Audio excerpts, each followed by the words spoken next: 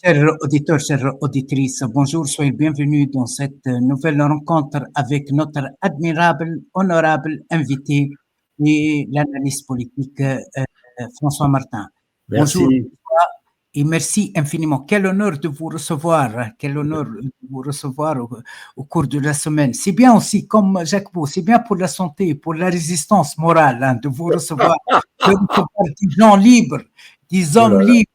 Que de.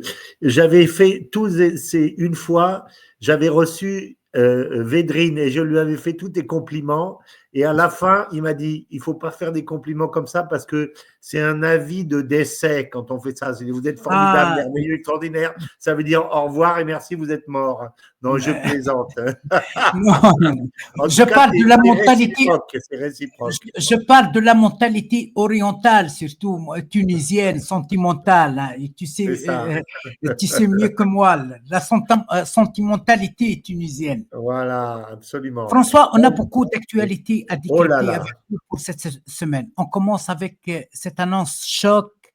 Oui. Biden a autorisé Zelensky à utiliser les missiles à longue portée pour attaquer le profondeur russe. Juste 24 heures après, Poutine a signé un décret de changement de la doctrine nucléaire russe. On se dirige vers la troisième guerre mondiale. Quelle est la situation vers vous et quelles sont les motivations qui ont poussé Biden si c'est lui qui a pris la décision. On évoque aussi l'État profond, l'État américain profond. On provoque cette volonté de miner le terrain à Trump, de l'impliquer dans ce conflit d'une façon perpétuelle. Quelle est la situation? Alors, il y a plusieurs aspects. Le premier aspect, c'est effectivement l'ordre qui a été donné, c'est pas clair. Parce que ça a été donné, semble-t-il, c'est un général qui l'a annoncé. Ensuite, semble-t-il, l'administration Biden a dit que non. Pour l'instant, c'est pas très clair. Ce qui est clair, c'est que Zelensky en a profité et a tiré un certain nombre de missiles. Mais il faut dire que tirer dans la profondeur du territoire russe, ça existe depuis le début de la guerre, puisque la ville de Belgorod est bombardée depuis le début, la Crimée qui est russe est bombardée depuis le début, donc c'est pas nouveau. Ce qui est nouveau, c'est qu'il y a une certaine forme, semble-t-il, de changement de tactique américaine, mais encore une fois, qui n'est pas stratégique, parce que j'imagine pas du tout que, même si théoriquement, le fait d'envoyer, d'utiliser surtout les missiles français ou anglais, les Storm Shadow, les Scalp, ça permettrait théoriquement d'atteindre Moscou. C'est pas très clair d'abord. Alors, il faut voir aussi la période dans laquelle ça se situe, parce que, et après je dirais à mon avis d'où ça vient et pourquoi. On est dans une période intermédiaire. Les périodes intermédiaires sont des périodes de vacances de pouvoir et en même temps des périodes d'intimidation. Des périodes de vacances de pouvoir parce que un pouvoir s'en va, un autre arrive, et c'est toujours les moments où il y a des interstices dans les interstices peuvent se glisser des ordres, des cinglés qui veulent profiter de la situation pour imposer certaines choses aux uns ou aux autres. Donc, de toute façon, on est dans une période dangereuse, mais il y a déjà eu d'autres périodes dangereuses. Je rappelle que toute la guerre a été dangereuse. Il y a eu une période où ça tirait sans arrêt sur la centrale de Zaporizhia, rappelle-toi, à tel point que Raphaël Grossi, quand il est arrivé, a reçu une pétition de 200 000 personnes de la ville à côté de Energodar qui disait dites aux Américains de dire aux Ukrainiens d'arrêter de nous tirer dessus. Donc, c'était les Ukrainiens qui tiraient sur la centrale. C'était potentiellement extrêmement dangereux. Donc, c'est pas la première fois que je dirais que il y a des moments de tension, mais et des moments d'inquiétude et d'incertitude. Et c'est pas nouveau et c'est pas étonnant. L'autre aspect, c'est que dans ces périodes intermédiaires, c'est les périodes d'intimidation réciproque. Parce que tous les pouvoirs essayent de prendre de l'ascendant sur les autres. Donc, l'État profond américain essaye d'intimider Poutine. Poutine répond en intimidant l'Occident en disant si vous faites ça, j'ai simplifié les ordres d'utilisation du nucléaire tactique, alors que je crois que ça avait été approuvé par la Rada russe depuis 1 an, mais qu'il fallait simplement signer le décret. Donc, en fait, c'était déjà prêt, mais ça sort maintenant. Tout le monde essaye d'intimider un peu tout le monde.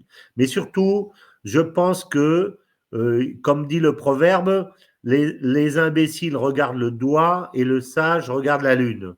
Quand il y a le doigt comme ça, on ne regarde pas la lune, on regarde le doigt. Et là-dedans, je pense qu'il ne faut pas se tromper de lune. C'est bien la lune qu'il faut regarder et ce n'est pas le doigt. Et le doigt, c'est Poutine. Et la lune, c'est Trump. Moi, je pense que ça vient évidemment de l'actuelle administration et de l'État profond américain, mais celui qu'il faut embêter, c'est Trump. Celui qui a dit qu'il allait les liquider, et on va en parler après, c'est Trump. L'ennemi de l'État profond américain, c'est pas Poutine, c'est Trump. Donc, il faut embêter Trump le plus possible. Et si possible, il faut l'empêcher de faire une négociation. Et j'avais lu un texte du général Delaware il y a un jour ou deux qui disait, à mon avis, c'est très intelligent, que cette décision de permettre de tirer dans la profondeur, même si ce n'est pas la théorie qui compte, c'est la pratique, c'est-à-dire tirer dans la profondeur, ça veut dire quoi? Ça veut dire où et sur quelle cible? Voilà, donc il se peut que ça ne se traduise pas dans des tirs sur des cibles dangereuses pour la Russie et stratégiques, et je pense que ça sera le cas. Mais il est certain, comme disait Delaware, que cette décision aura un effet boomerang, c'est-à-dire que ça durcira la position des Russes, parce que les Russes diront, nous on ne veut pas négocier avec un pistolet sur la tempe. Donc, la position de Trump dans la future négociation avec la Russie va être plus difficile.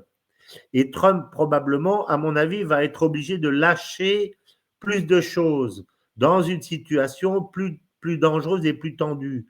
Et d'ailleurs, les Russes s'y préparent dans la mesure où ils n'ont pas félicité Trump pour ça. Et on voit qu'il prépare les éléments pour la future négociation. Et je pense que moi, si j'étais l'État profond américain, je me dirais, aujourd'hui, ma forme de réflexion, ça va être Trump nous a pris le pouvoir, il veut nous couper en rondelles. Qu'est-ce qu'on peut faire pour lui casser les pieds le plus possible? Et si on peut faire en sorte d'escalader pour que demain, sa négociation soit une catastrophe, y compris pour l'Amérique, on va le faire parce que ce qu'il faut, c'est délégitimer Trump. À mon avis, c'est ça leur objectif. Voilà comment j'interprète les choses, moi personnellement. Donc, ces gens-là se fichent de l'intérêt américain. Par contre, ce qui les intéresse, évidemment, c'est leur intérêt personnel. Et s'ils peuvent faire en sorte de torpiller la négociation que Trump aura avec les Russes, ils ne vont pas se priver de le faire. Et on risque d'avoir d'autres décisions du même ordre dans cette même perspective. Voilà exactement moi comment j'interprète ça. Voilà. Mais lorsque vous évoquez l'état profond, l'idée qui règne est que cet état, surtout, je m'excuse, dirigé par un lobby industriel, militaire, pharmaceutique, un lobby bien connu, c'est lui qui a ramené Trump au pouvoir. Trump, c'est le fils de cet état profond. C'est pour cela on évoque les nominations au sein de l'administration de Trump, des nominations qui ont reflété le choix d'une tendance politique pro-sioniste, par exemple, pro-capitaliste, qualifiée par plusieurs personnalités comme politique sauvage au niveau des droits de l'homme, au niveau de politique sociale, etc. Comment vous voyez les choses? Je crois pas ça du tout, moi. Je crois absolument pas ça du tout. La preuve, c'est que il a nommé précisément à des postes On va parler des différents postes, mais par exemple au ministère de la Défense, il a nommé quelqu'un qui connaît rien à la défense, il a nommé au service du renseignement une femme qui est Tulsi Gabbard, qui connaît rien au renseignement. Donc, il a nommé des proches, il a nommé des gens qui l'ont soutenu dans une situation, dans un moment difficile et qui sont des fidèles. Pourquoi, à mon avis? Et il a nommé des gens qui n'étaient pas compétents dans les domaines.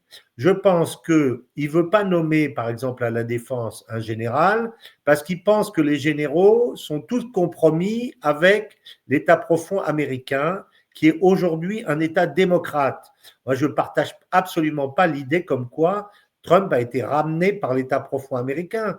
Je pense qu'il a été, au contraire, depuis 2016, il a été chercher le peuple américain qui a été abandonné par les démocrates qui se sont, comme on dit en français, boboisés, qui ont abandonné leurs racines sociales. Et c'est pour ça qu'un démocrate comme Kennedy Jr. est venu chez Trump. C'est pour ça qu'une démocrate comme Tulsi Gabbard vient chez Trump. C'est parce qu'il a réactivé la racine sociale. Et si on se rappelle l'époque de 2016, il a fait au contraire beaucoup pour les petits jobs. Il a fermé il a fermé les frontières. Et il explique dans son discours à l'ONU de 2019 que pour lui, l'immigration, ce n'est pas un problème de droits de l'homme, mais c'est surtout une horreur parce que derrière l'immigration, il y a des sommes d'argent ahurissantes, des lobbies, des voleurs, des viols d'enfants, de femmes, etc. C'est ça l'immigration. Nous, on a tendance à dire l'immigration, c'est les droits de l'homme comment dire, et à rendre l'immigration belle et positive, etc. Mais ce n'est pas vrai du tout. Moi, j'ai fait des articles sur l'Afrique qui montrent comment ça se passe. Et j'ai des policiers qui m'ont dit qui connaissaient le sujet, que la moitié des types qu'on va chercher en Afrique sont abandonnés dans le désert où ils meurent de soif. Donc, l'immigration, c'est une horreur absolue. Et c'est comme ça que Trump voit les choses, très clairement. Donc, ce n'est pas la question des droits de l'homme pour lui, ça surtout consiste à protéger le petit peuple américain. Et lorsqu'il a fait la dernière fois, dans son discours de 2019, où il a été élu donc en 2016, en 2019, il fait ce discours à l'ONU, il explique qu'il a rendu aux Américains pauvres 3 millions de jobs, 3 millions de jobs, parce qu'il a arrêté l'immigration qui servait à mettre des clandestins dans les champs et dans les activités et dans les usines et à faire baisser les salaires et à envoyer les petits Américains à la misère. Et c'est pour ça que les Latinos ont voté en grande partie pour lui, et les Noirs aussi. Donc, cette idée comme quoi Trump est l'envoyé de l'État profond américain, je ne la partage pas du tout. Regardez les cartes, encore une fois. Toute l'Amérique profonde, elle est rouge. Elle est rouge. Ce n'est pas là qu'habite l'État profond américain. Où est-ce qu'ils sont? Ils sont à Washington, ils sont à New York, ils sont en Californie. C'est là qu'ils sont. Tout ça, c'est bleu. Et tout le reste du pays, c'est rouge. Donc, c'est le vote populaire qui a propulsé Trump. Ce n'est pas le vote de l'État profond. Pas du tout. Alors, est-ce qu'il y a des sionistes pour venir sur le sujet? Oui, il y a des sionistes. Je pense à Marco Rubio qui fait sa déclaration là en disant oui, le Hamas, c'est des monstres, etc. Mais bon, qu'est-ce que c'est Marco Rubio? Il faut regarder. D'abord, c'est un Cubain. C'est un Cubain de la diaspora cubaine de Miami. Donc, ça permet à Trump de se mettre un des porte-paroles de la diaspora cubaine et des latino-américains dans la poche pour lui faire une politique sans doute anti-Venezuela parce qu'il n'aime pas le Venezuela demain. Et puis, c'est un Rubio, c'est pas un vieux briscard de la politique du Moyen-Orient. Donc, il peut faire ses déclarations sur le Moyen-Orient. Si demain, comme je pense que c'est possible, Trump trompe tout le monde et fait une paix ultra rapide avec le Moyen-Orient, comme je pense que c'est possible, et on va ensuite expliquer pourquoi, je pense que Rubio ne dira rien, il n'osera rien dire parce que c'est un petit, c'est un, comment dire, c'est une personne qui veut grimper dans la hiérarchie, mais il a certainement beaucoup plus besoin de Trump que Trump n'a besoin de lui. C'est un carriériste, donc c'est pas Rubio qui fera la politique moyen-orientale de Trump, c'est Trump qui la fera. Voilà. Alors, l'ambassadrice à l'ONU aussi est une sioniste, ça c'est vrai. Mais bon, il y a Tulsi Gabbard d'un autre côté qui est une anti-guerre forcenée. Il y a cette supposée réunion qu'il y a eu entre Elon Musk et le ministre, pas le ministre, mais l'ambassadeur de l'Iran aux Nations Unies, que l'Iran a ensuite a démenti, et je crois que Trump a démenti, mais je pense que cette réunion a eu lieu. Donc, on a des signes contradictoires, mais je pense que les signes contradictoires, c'est une bonne chose. Pour un politicien, je pense que le pire, c'est de dire trop clairement ce qu'il veut faire, parce qu'à ce moment-là, il unit tous ces contradicteurs contre lui. Moi, je pense que si les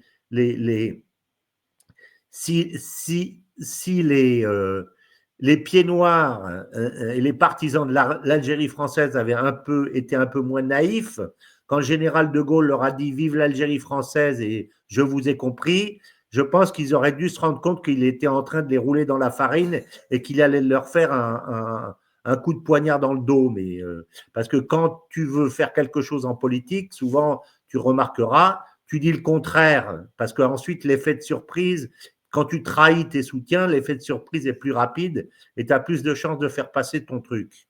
Donc, je pense que, moi je pense, on en a déjà discuté, qu'il est possible, je ne dis pas que c'est sûr, mais je pense que c'est dans les choses possibles, contrairement à ce qu'on pense, qu'à un moment donné, Trump renverse la table et d'ailleurs, il a un peu annoncé en disant à Bibi qu'il avait jusqu'au jour de son intronisation pour régler le problème. Alors, Bibi ne va pas régler le problème au Liban et comment ça s'appelle, et à Gaza en 2 mois.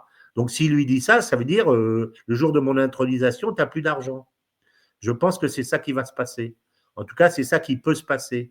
Et à ce moment-là, Bibi saute, ou Bibi est obligé de proposer un cessez-le-feu. Voilà. Et donc, à ce moment-là, la guerre s'arrête. Puisque, voilà. Et moi, je ne vois pas, encore une fois, je ne vois pas Trump qui a 2 ans pour changer les choses. Et après, je vais faire écouter une petite vidéo tout à fait passionnante d'un discours de Trump qui montre bien sa stratégie. Il a 2 ans pour faire les choses, parce qu'après, il n'aura plus le pouvoir, parce que ça sera son dernier mandat, et les gens feront ce qu'ils voudront. Donc, je pense que s'il a 2 ans, il ne peut pas perdre son temps à aller relancer, aller attaquer l'Iran, aller dire à la Russie « nous, on n'est pas d'accord ». Il va lâcher. Il va lâcher. Donc, il va lâcher en Ukraine, et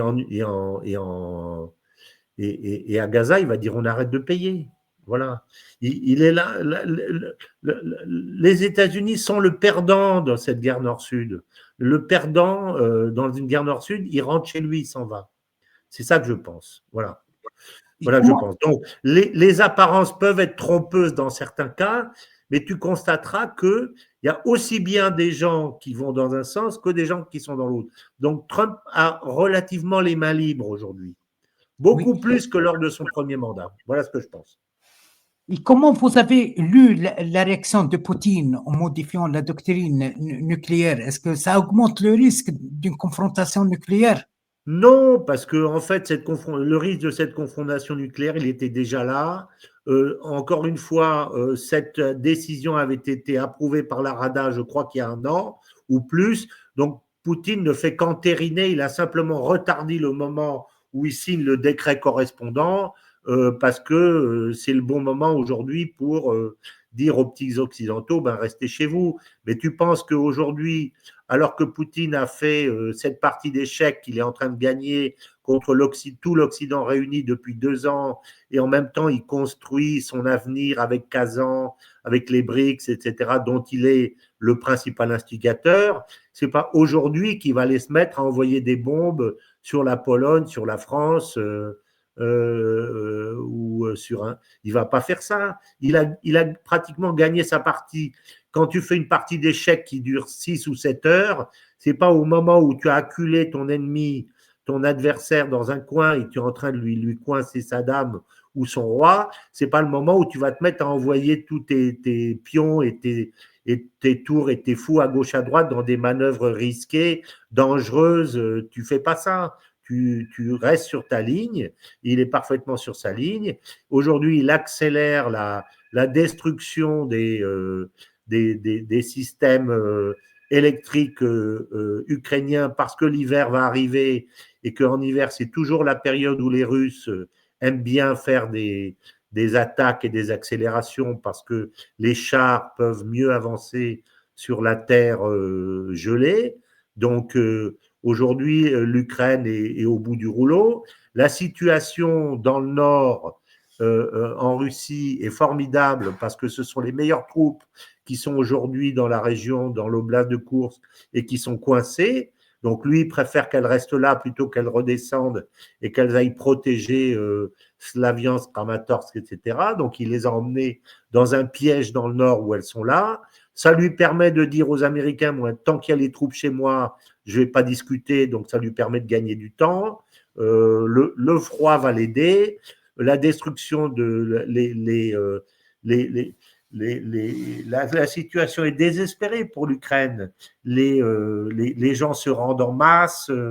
On n'a plus des nouvelles du front, mais chaque jour amène l'avancée des troupes vers un village, un village, un village.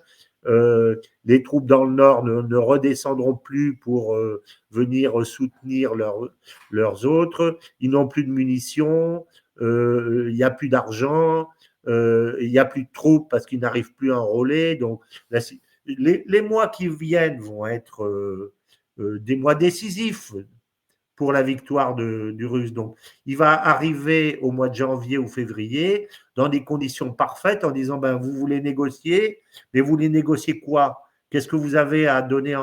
Qu'est-ce que vous voulez en échange? Non. Moi, je veux tout. Ah oui, il ne va pas dire je veux tout, mais il va dire je veux qu'on me rende mes 300 milliards qu'on m'a volés, je veux qu'on enlève les sanctions, je veux que ça me permette de faire du business, je veux qu'on rouvre le gazoduc. Qu'est-ce que Trump va dire? Qu'est-ce que Trump va dire? Encore une fois, qu'est-ce que Trump va dire? Il va dire quoi? Il va dire on va faire la guerre. L'autre va lui dire bah, écoutez, allez-y. Avec quoi? Vous avez dit que vous allez faire la paix en 24 heures et maintenant que vous dites que vous allez faire la guerre, mais vous allez faire la guerre comment? Vous allez tirer sur Moscou? Vous êtes sûr que vous voulez faire ça? Donc, en fait, Trump va s'en aller. Trump va tout accepter. Trump n'a pas le choix. Mais seulement, il va camoufler ça en disant moi, je m'en vais. Les Européens, défendez-vous tout seuls. C'est votre affaire. Moi, je ne veux pas. Réévaluer l'OTAN, ça veut dire ça. Tiens, je vais te faire écouter une petite vidéo que j'ai enregistrée et elle explique extrêmement bien ce que veut Trump. Ça dure 2 minutes. Hein, donc voilà. Donc je mets la vidéo Oui, pour que oui, tout le monde oui. puisse comprendre. C'est traduit en français. C'est Merci, traduit en François. français. Oui. Voilà. Allez.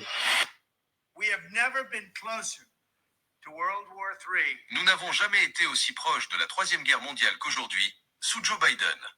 Un conflit mondial entre des puissances dotées d'armes nucléaires signifierait la mort et la destruction à une échelle sans précédent dans l'histoire humaine. Ce serait un Armageddon nucléaire. Rien n'est plus important que d'éviter ce cauchemar. Nous l'éviterons, mais pour cela, nous avons besoin d'une nouvelle direction. Chaque jour que cette guerre par procuration en Ukraine se poursuit, nous risquons une guerre mondiale. Nous devons être absolument clairs. Notre objectif est d'obtenir immédiatement une cessation totale des hostilités. Tous les tirs doivent cesser. C'est la question centrale. Nous avons besoin de paix sans délai. De plus, il doit y avoir un engagement complet pour démanteler l'ensemble de l'establishment néoconservateur globaliste qui nous entraîne perpétuellement dans des guerres sans fin, prétendant lutter pour la liberté et la démocratie à l'étranger, tout en nous transformant en un pays du tiers-monde et une dictature du tiers-monde ici, chez nous. Le département d'État, la bureaucratie de la défense, les services de renseignement, et tous les autres doivent être complètement réorganisés et reconstitués pour licencier les profonds et mettre l'Amérique en premier. Nous devons mettre l'Amérique en premier. Enfin, nous devons achever le processus que nous avons commencé sous mon administration, celui de réévaluer fondamentalement la mission et le but de l'OTAN. Notre establishment de politique étrangère continue d'essayer d'entraîner le monde dans un conflit avec une Russie dotée de l'arme nucléaire, sur la base du mensonge que la Russie représente notre plus grande menace. Mais aujourd'hui, la plus grande menace pour la civilisation occidentale n'est pas la Russie. C'est probablement, avant tout, nous-mêmes et certains des individus horribles qui nous représentent et détestent les États-Unis. C'est l'abolition de nos frontières nationales. C'est notre incapacité à surveiller nos propres villes. C'est la destruction de l'état de droit de l'intérieur. C'est l'effondrement de la famille nucléaire et des taux de natalité à un niveau inimaginable. Ce sont les marxistes qui voudraient que nous devenions une nation sans Dieu, adorant des idéologies basées sur la race, le genre et l'environnement. Et c'est la classe globaliste qui nous a rendus totalement dépendants de la Chine et d'autres pays étrangers qui, fondamentalement, nous détestent. Ces globalistes veulent gaspiller toute la force, le sang et les richesses de l'Amérique à poursuivre des monstres et des fantômes à l'étranger, tout en nous distrayant du chaos qu'ils créent ici, chez nous. Ces forces causent plus de dégâts à l'Amérique que la Russie et la Chine n'auraient jamais pu rêver. Expulser cet establishment malade et corrompu est la tâche monumentale du prochain président. Et je suis le seul capable de le faire. Je suis le seul à pouvoir accomplir cette mission. The only one who can do it. I'm the only one that can get the job done. Voilà, c'est clair. Les ennemis, c'est pas la Russie, c'est nous. Ce sont les monstres qui sont à l'intérieur. C'est clair. Il faut réévaluer l'OTAN. Qu'est-ce que ça veut dire réévaluer l'OTAN? L'OTAN est un système de prédation sur l'Europe. C'est ça hein, le système. Parce que c'est un système qui ne nous protège pas militairement, mais qui nous domine politiquement. C'est ça l'OTAN. Réévaluer l'OTAN, ça veut dire quoi? Le jour où tu enlèves le système de prédation, ça veut dire que tu enlèves l'OTAN. Réévaluer l'OTAN dans son esprit, ça veut dire laisser les Européens s'occuper eux-mêmes de l'OTAN.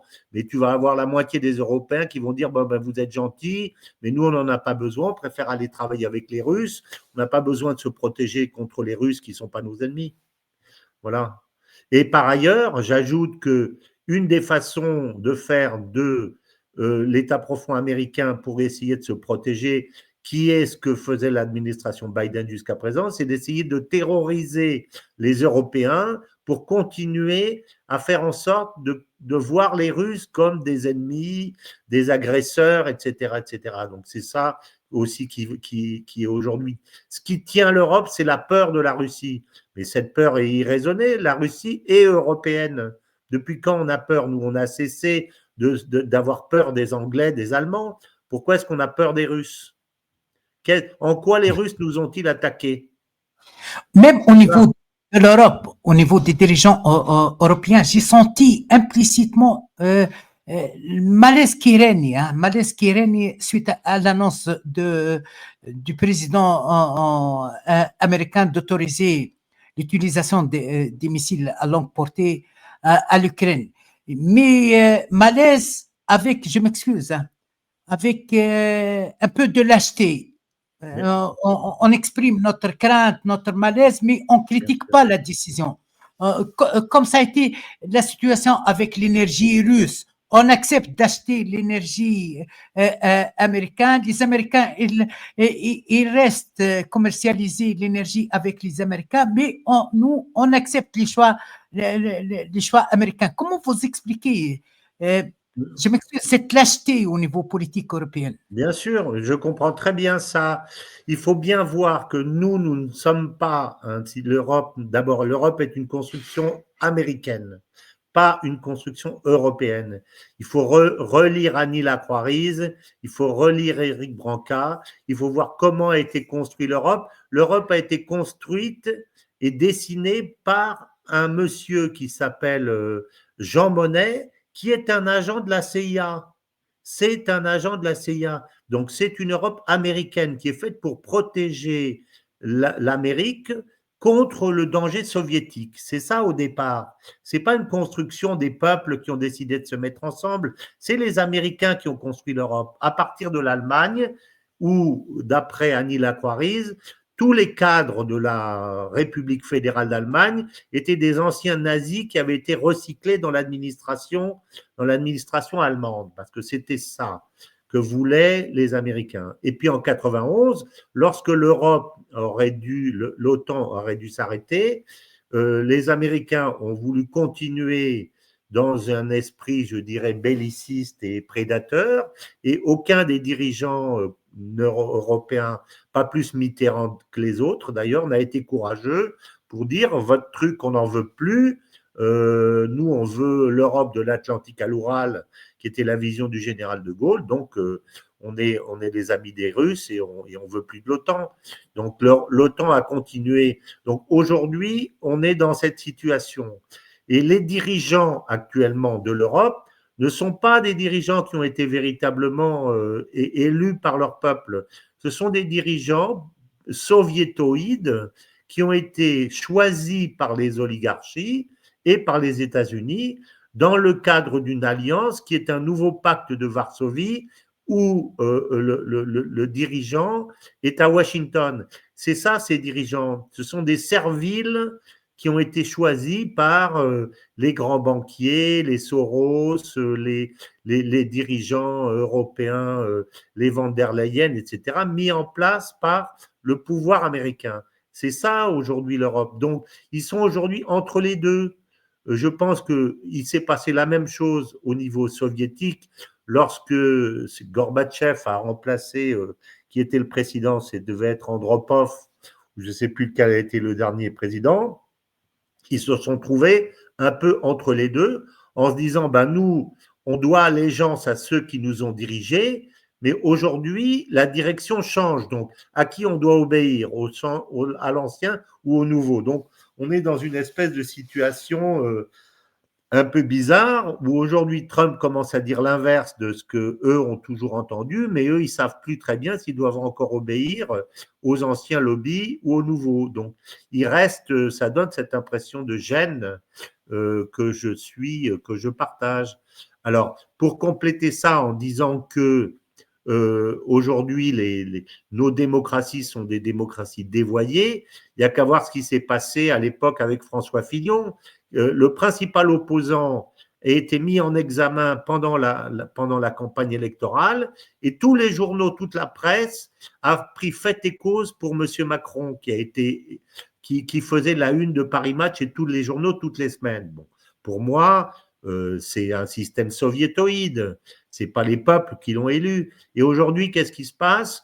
On met Madame Le Pen, qui est la présidente du principal parti de France, dans une situation où elle risque d'être mise en prison avant même de pouvoir faire appel.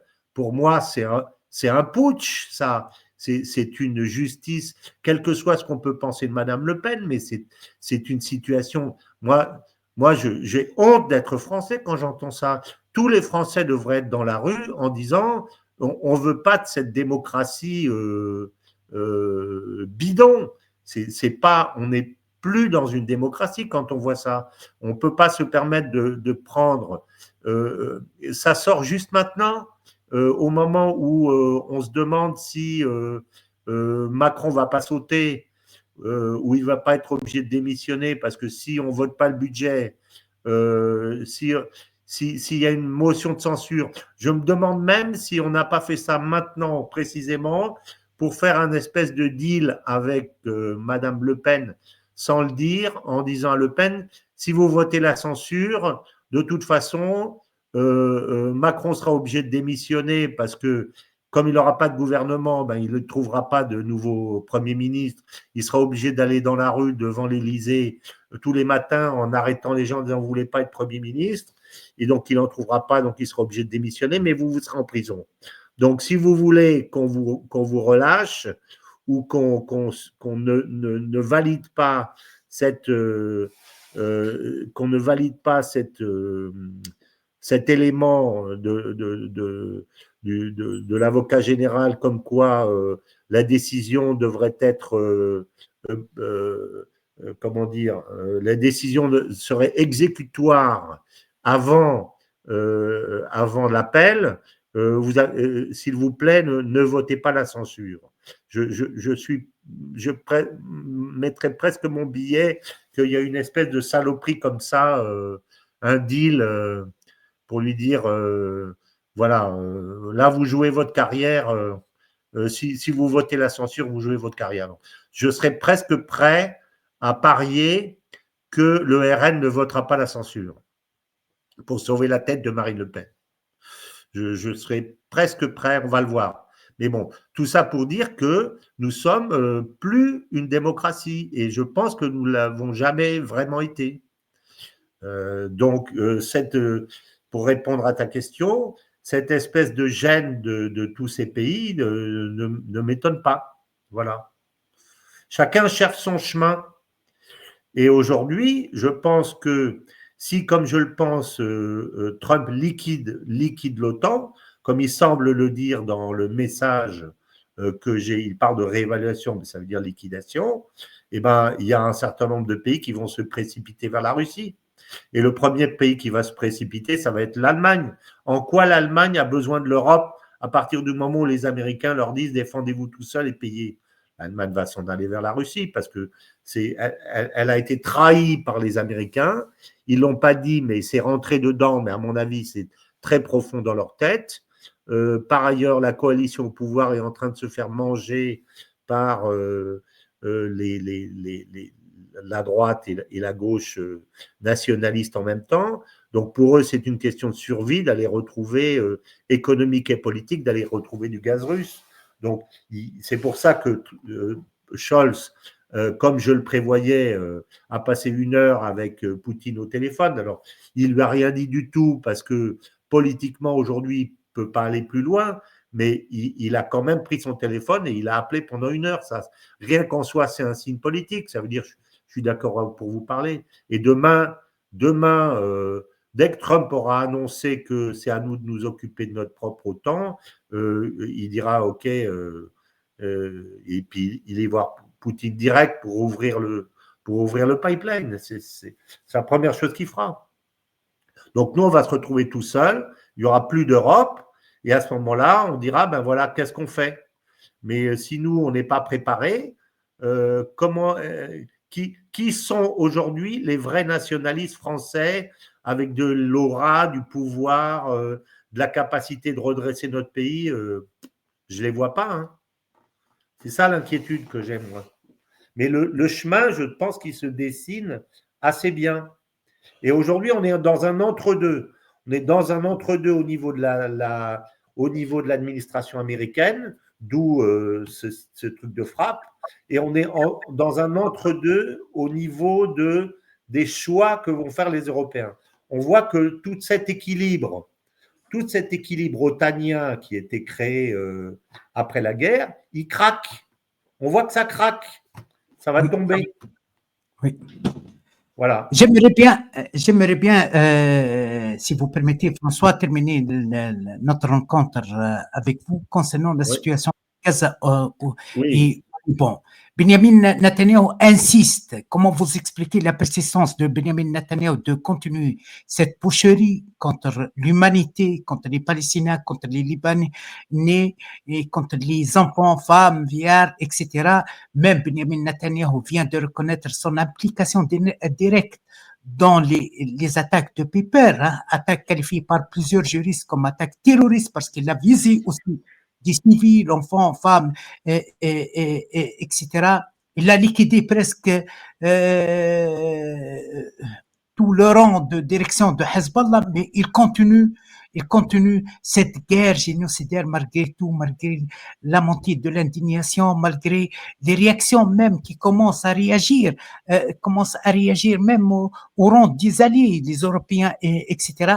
Et j'aimerais d'abord, avant vous, en tant que Français, comment vous avez vu et lu la présence du classe politique dominante en France aujourd'hui pour soutenir Israël dans ce match fiasco, et comment vous pouvez nous expliquer même la police française n'a pas réagi devant ces images de lynchage d'un supporter français par des hooligans israéliens. Oui, alors il y a deux aspects. Il y a l'aspect de Bibi et puis il y a l'aspect des matchs de foot. L'aspect de Bibi, moi je dirais, ça porte un nom, ça veut dire encore une minute, monsieur le bourreau. C'est ça que ça veut dire. Bibi, c'est qu'il se fera couper la tête où il pense très raisonnablement qu'il se fera couper la tête le jour où Trump sera en poste. Donc, il sait qu'il a que quelques mois à vivre, mais comme ce moment n'est pas arrivé, tant qu'il n'est pas sorti, comme de toute façon, il est tellement engagé et entre les pattes des Smotrich et Ben-Gvir, il ne peut pas changer de ligne politique, il continue, parce qu'il ne peut pas faire autrement. Donc, je pense que c'est ça. Ça veut dire encore une minute, monsieur le bourreau. Voilà. Et ce qu'on voit avec le départ de Yoav Galland, à mon avis, c'est déjà les préparatifs de ça, parce qu'il l'a viré avant que Yoav Galland s'en aille. Mais à mon avis, il y en a qui doivent aujourd'hui reprendre du poivre de la bête. C'est tous ceux qui sont les anti-Trumpistes, les je veux dire, Netanyahou, de la politique israélienne. Bon, il faut bien dire que Netanyahou, c'est un fiasco total ce qu'il a fait sur le plan politique, sur le plan médiatique, sur le plan diplomatique, sur le plan économique. C'est un fiasco total. Donc, à un moment donné, un dirigeant qui s'est trompé, il paye. Voilà. Et je pense que c'est ce qui est en train de se préparer. Mais lui, il est, comme on dit, droit dans ses bottes. Il continue. Alors, c'est une attitude qui n'a pas de sens, mais il est tellement engagé dans une voie que s'il fait semblant de dire, bon, ben maintenant, on va faire un cessez-le-feu pour aller négocier des otages, on va lui dire, mais t'es pas crédible, va-t'en. Donc, c'est une attitude de surenchère, même si je pense qu'au bout du compte, il y a le précipice au bout pour lui. C'est comme ça que je l'explique. Alors, nos Européens, il y a un peu de ça aussi, c'est-à-dire ils ont tellement été habitués à couvrir les élites sionistes les plus radicales, alors qu'il y a aussi chez nous beaucoup de juifs qui sont pacifiques et pacifistes, mais la droite israélienne a tellement pris d'importance et de pouvoir chez nous qu'on continue à dire, alors attendez, les pauvres... les pauvres Israéliens, les pogroms, etc. Enfin, il n'y a qu'à voir la rhétorique et en particulier celle de Macron. Donc, moi, j'ai constaté que suite au premier match de foot d'Amsterdam, la maire d'Amsterdam qui avait commencé à dire oui, pogrom, etc. Les images qui ont fuité, qui ont montré que c'était une opération qui était montée par le Mossad et que c'était les types qu'on disait oui, ce sont ceux qui chassent les juifs, qui étaient en fait les hooligans israéliens qui tapaient sur les autres. Et après, quand on les voit, les pauvres qui ont été ramenés, les pauvres victimes ramenées par les avions de Netanyahou et sauvés du massacre des méchants, des méchants hollandais qui arrivent à l'aéroport de Ben Gurion et qui brûlent les drapeaux palestiniens en disant on va tuer tous ces putains d'Arabes, etc., etc. Donc, tout ça, c'est parti sur les réseaux et la thèse comme quoi c'était un pogrom, eh ben, elle s'est effondrée complètement à tel point que la maire d'Amsterdam, elle a été obligée de faire une intervention en disant qu'elle s'était trompée, que c'était pas un pogrom, que c'était pas vrai et que c'était l'inverse. Donc, ceux qui avaient défendu cette thèse et qui étaient, à mon avis, dans le cadre de la guerre psychologique et médiatique, une attaque intelligente. Je dis ça hors de tout parti pris, mais c'est une guerre. Donc, moi, quand il y en a un des deux belligérants qui fait une attaque et qui réussit, je dis qu'elle est intelligente. C'était intelligent parce que le but de ça, c'était d'essayer de mettre l'Europe à feu et à sang de façon à faire en sorte de refaire passer les Israélites et les Israéliens et les sionistes pour des victimes, de façon à influencer les opinions, pour influencer les gouvernements dans le sens de Netanyahou. Et ça n'a pas marché. Ça n'a pas marché. Donc, je suis content que ça n'ait pas marché. Et j'ai constaté d'ailleurs qu'au moment de Paris, il n'y a pas eu d'échauffourée, mais il y a eu les pro-palestiniens qui ont bravé l'interdiction l'interdiction de défiler pour faire une manifestation pacifique. Et c'est comme ça que les Palestiniens doivent faire s'ils veulent un jour obtenir leur État, c'est de manifester pacifiquement. C'est la seule façon. Voilà. Et c'est ce qu'ils ont fait. Et je pense que le feu s'est éteint tout de suite. Mais il s'est éteint aussi parce que le système,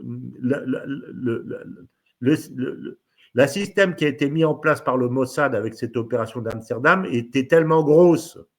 Même le petit gamin qui était ce jeune journaliste, là, il l'a vu, il l'a filmé pendant 10 minutes. Donc, c'était énorme. À l'époque des réseaux sociaux où on voit tout, on ne peut plus faire passer un truc comme ça ne marche pas. Donc, à un moment donné, les gouvernements ont été obligés de revenir en arrière parce qu'on leur aurait dit, mais vous êtes des menteurs patentés. Ils ont essayé, mais ça n'a pas marché. Au bout de quelques jours, ça s'est éteint. Donc, ça ne marche pas. Donc, la stratégie palestinienne doit continuer. Il faut continuer jusqu'à ce qu'à un moment donné, les États-Unis, il n'y ait plus qu'un seul pays qui